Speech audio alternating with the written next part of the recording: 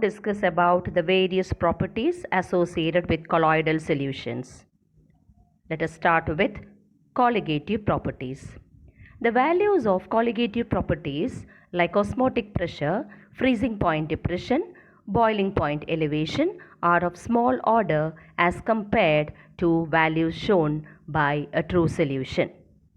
This is because the number of particles in a colloidal solution is small as compared to a true solution. Another property associated with colloidal solutions is color.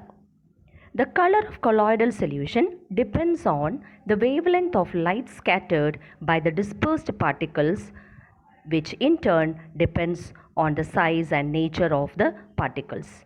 For example, gold sol is red in color, but as the size of the particles increases, it changes to blue and finally golden. This figure helps you to understand how the color of gold changes with increasing particle size. Brownian movement. Robert Brown, a botanist, discovered that pollen grains placed in water do not remain at rest but move about continuously and randomly.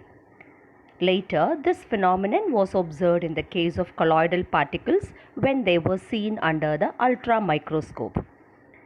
This zigzag motion of the colloidal particles is called Brownian movement. Now we should know what causes Brownian movement.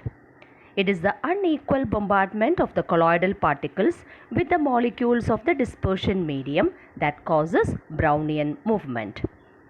As a result of Brownian motion, the colloidal particles will never settle down. Thus, it accounts for the stability of colloids. Brownian motion decreases with increase in the size of the particles and viscosity. Another property associated with the colloidal particles is that they carry an electrical charge. It can be either positive or negative. What is it due to? It is due to the preferential adsorption of either positively charged ions or negatively charged ions from a solution. Thus, preferential adsorption of ions from solution can be given as a reason for the presence of charge on colloidal particles. For example, consider ferric hydroxide sol. This sol is found to be positively charged if it preferentially adsorbs ferric ions. Thus, ferric hydroxide sol will be positively charged due to the preferential adsorption of ferric ions. Consider silver iodide sol prepared by mixing silver nitrate solution and potassium iodide solution. In one case, we find that silver iodide sol is positively charged, whereas in the other case, we find that the sol is negatively charged. Why is it so? This is because if the sol is prepared by using a little excess of silver nitrate solution, it adsorbs silver ions from the dispersion medium. Thus, if it adsorbs silver ions, that is positively charged ions from the dispersion medium, then the sol will be positively charged. The sol will be negatively charged if it adsorbs iodide ions from the solution. Another reason for the charge on the colloidal particles is electron capture. Metal salts prepared by electrical disintegration method is found to be negatively charged due to electron capture.